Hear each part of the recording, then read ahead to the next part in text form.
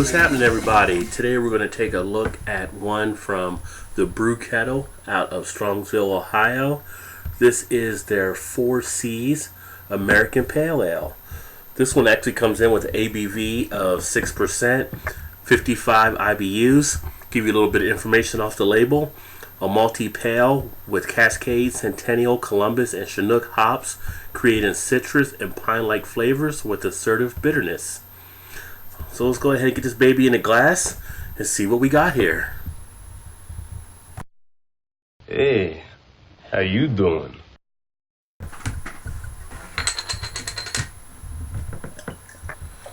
Now I'm actually going to use a shaker glass. It's going to actually be my Stone IPA. I don't have one from Brew Kettle, so unfortunately we're going to have to use another brand. But that's alright. We're all one big happy family, right? Alright, got that baby on a glass. Pours out a nice 2-finger tan beige head. As far as the beer itself, we got a good amount of cloudiness, some good murkiness taking place, but I can still catch the carbonation. I don't think you'll catch that on the camera, but a lot of lively carbonation taking place. Lots of bubbles, lots of good action. Well, let's go ahead and get an aroma. And what the hell is that smell? With the aroma, do get the faint pine smell. Not as strong as I had envisioned. It's a light aroma. You do have to take a pretty good deep breath to inhale it.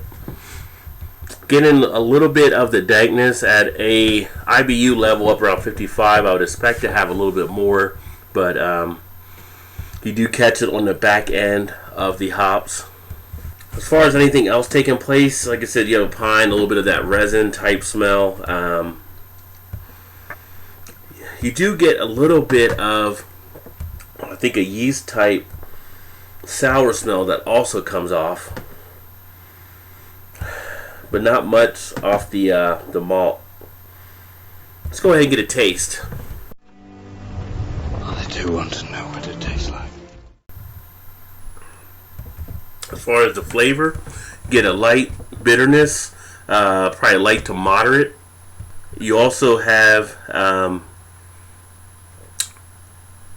somewhat okay mouthfeel. You're getting some of the pine and earthiness as well inside the taste there.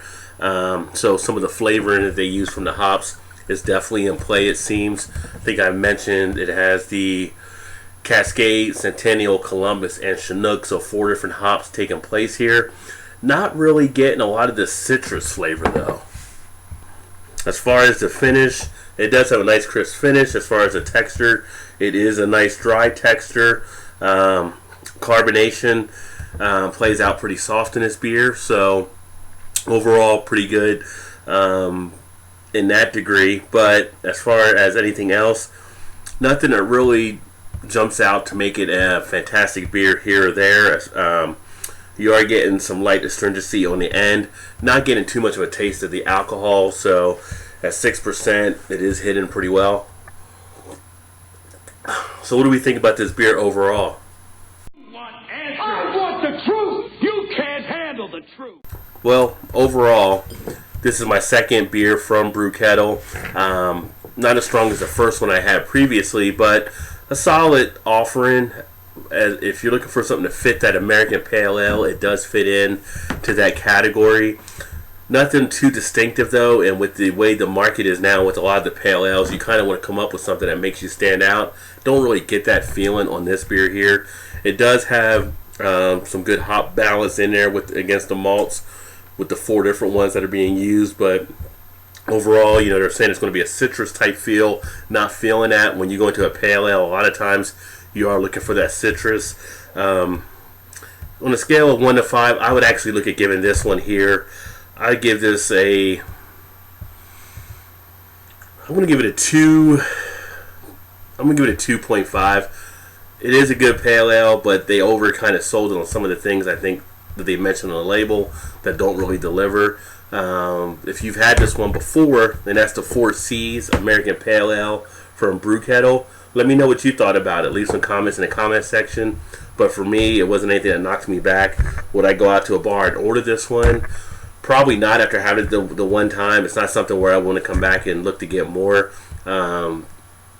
But that's just me, because I'm knowing from some of the other pale ales that are out there, what I've experienced, there's a lot better ones you can actually go to, in my opinion. But all in all, it's not a bad product. It's just not as competitive as some of the other ones out in the marketplace. Well, thanks for swinging by, and look forward to talking to you again. And make sure you keep up to speed, subscribe, hit the like button if you like the video, and look forward to the next time. Cheers.